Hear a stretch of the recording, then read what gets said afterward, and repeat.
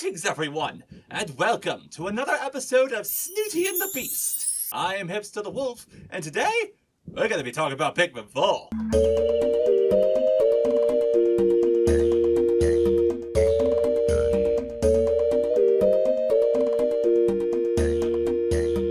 Really going to be making any serious theories, but I do want to talk about the timeline of the events of Pikmin 4 because it's been very apparent that you play as the Hokatati Freight again. Or to be more specific, a rescue team sent to PNF 34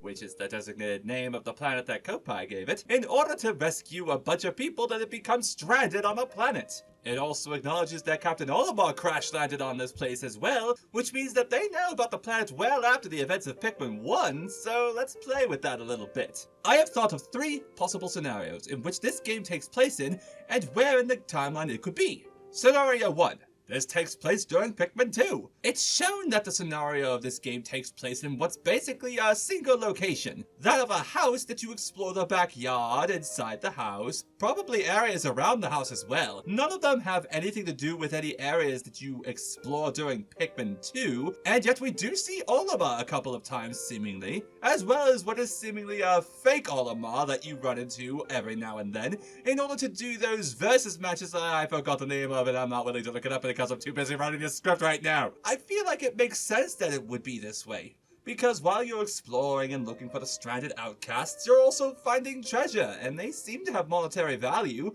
and we know how Hokatati loves their treasure. This would also make sense in the context of what's going on during the events of Pikmin 2. Because while Olimar acknowledges the meteor that hit him that caused him to crash land on PNF 34, it would have been reported that it's dangerous to fly by around the planet, so it can't possibly have taken place during the events of Pikmin 3, which is why the outcasts crash landed on the planet in the first place. Although... Scenario 2. This is a prequel to Pikmin 3. Planet Kopai established that they go to PNF 34 in order to find food for their dying planet, and eventually they find Captain Olimar and Louie, who have been searching for treasure. During the events of that story, the Kopatians discover this weird gold creature that seemingly was luring people into the planet and causing them to be stranded on it. Olimar is said to have gone back to Hokatate to report this, and since you destroyed this anomaly, the planet no longer attracts people to it for the lust of treasure. This would mark PNF 34 as a hostile planet and a hazard to fly around, which means that this scenario would take place before Pikmin 3, and maybe these Hokatatian outcasts ended up stranded on the planet because of this golden anomaly creature, before Olimar discovered it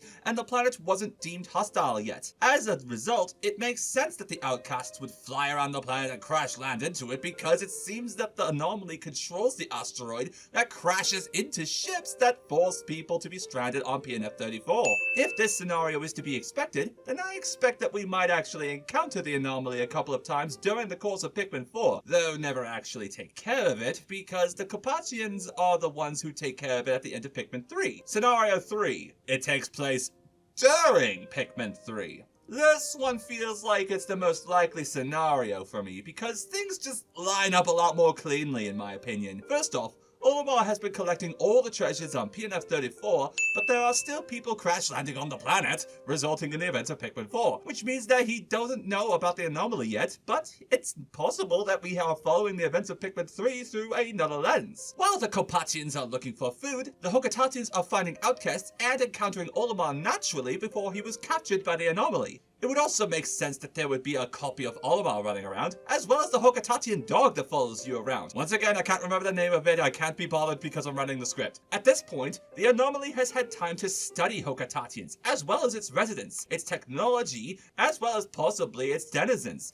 There's no telling what Olimar was doing while he was visiting PNF 34, but we know that he was always looking for treasure, especially to probably increase the funds of Hokatate Freight, because it allows his family to live a very comfortable and luxurious life life that he always wanted to give them, so maybe he had a dog at that point. Sidebar, I really love how during the post-game of Pikmin 2, you get these little letters from your family saying how they are just living a life of luxury, and the kids are absolutely like the happiest people you can meet right now, despite everything that was happening during the events of Pikmin 2, because they were living so poor up to that point. It's also tragically hilarious how they end up becoming a little bit spoiled and a little bratty by the end because of how luxurious their life had become at that point. Anyways, sidebar over. So I think the fake Olimar and the fake Hokatatian dog are actually creations of the anomaly created to sabotage the Hokatate rescue team because...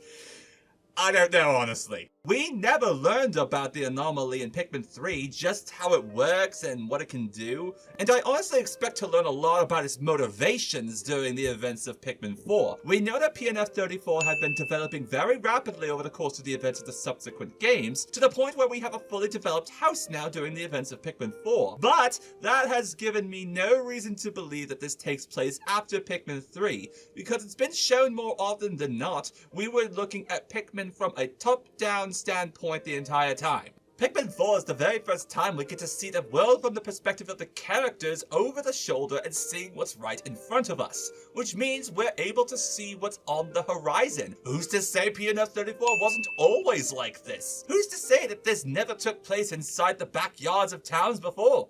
Or maybe they just took place in different countrysides, because that makes a lot of sense when you think about it, considering Japan is extremely proud of its scenic sights, its lush countrysides and forests, and especially its mountains. I mean, they even created hyper-realistic graphics right from the very beginning in Pikmin 1, just to show off how beautiful nature is. I think Pikmin 4 is supposed to be a culmination of a storyline that has been building up since the very first game. A storyline that started all the way back when Olimar first crash-landed on the planet, and now we get to really know what the anomaly truly is, and why it's luring people to PNF34. And hey, if I'm right about this, we might even beat the Carpathians.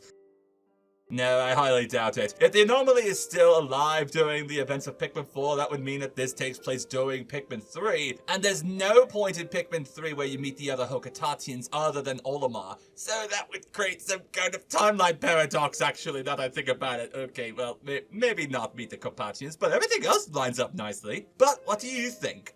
I'm pretty confident about the placements of each of these scenarios, but I want to know what you think in the comments below, where you think this game takes place. Should we just take this at face value and assume Pikmin 4 takes place after Pikmin 3 like all the other games, or is there something deeper going on here that we don't know about? I'm personally excited to find out, but until next time, I'm Hipster the Wolf, and I'll check you guys later.